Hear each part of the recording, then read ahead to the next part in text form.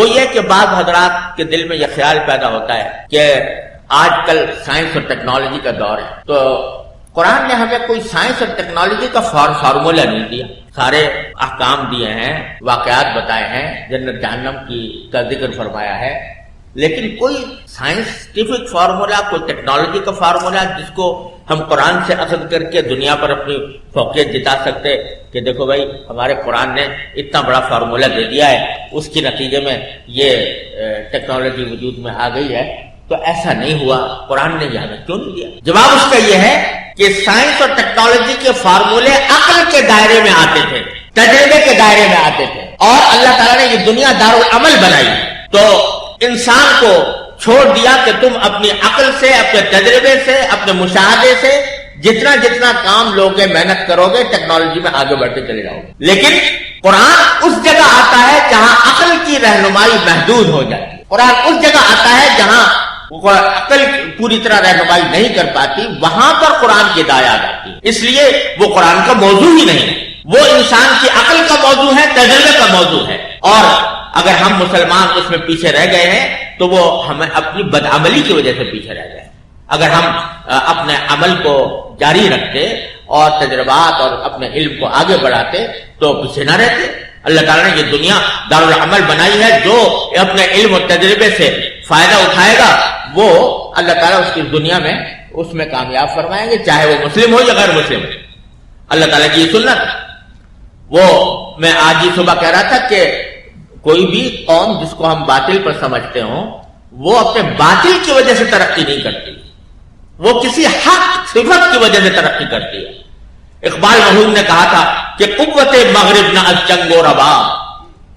قوت مغرب نہ از جنگ و رباب، نیز رقص دختران بے حجاب، نیز شہر ساحران لال روس، نیز عریاں ساکو نے از قطع موس، قوت افرنگ از علم و فنت، از ہمیں آتش چراغ روشنت، حکمت از قطع و برید جامنی، مانے علم و ہنر عمامن۔ وہ کہتے ہیں کہ مغرب کی قوت چنگ و رباب کی وجہ سے نہیں ہے، موسیقی کی محفلوں کی وجہ سے نہیں ہے، نیز رقص دختران بے حجاب، اس کی قوت اس وجہ سے نہیں ہے کہ اس کی عورتیں ننگی ناچ رہی ہیں، نیز شہر ساحران لال روس، اس کی وہ قوت اس وجہ سے نہیں ہے کہ انہوں نے عورتوں کے حسن کو بازار کا ایک سرمایہ بنا دیا ہے،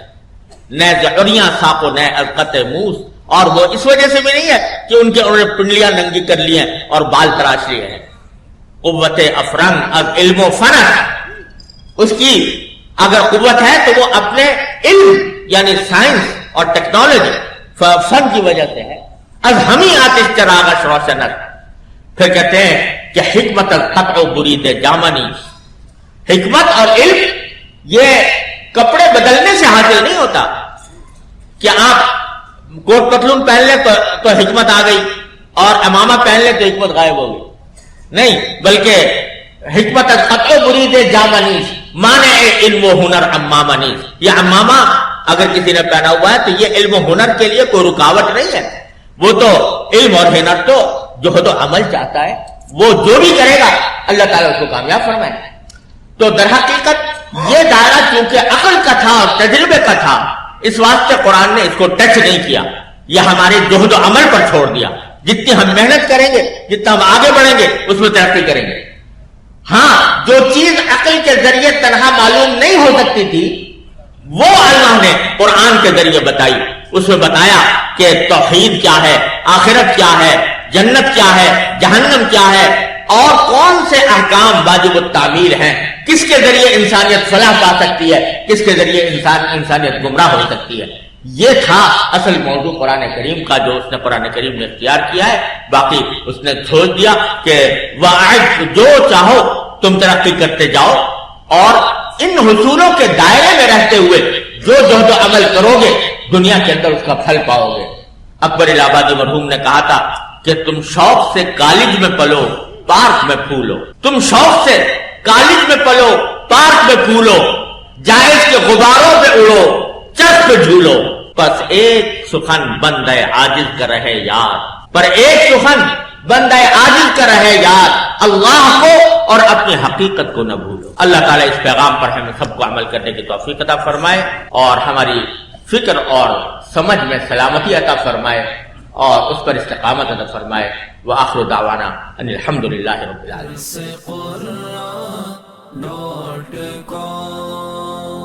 www.dasquran.com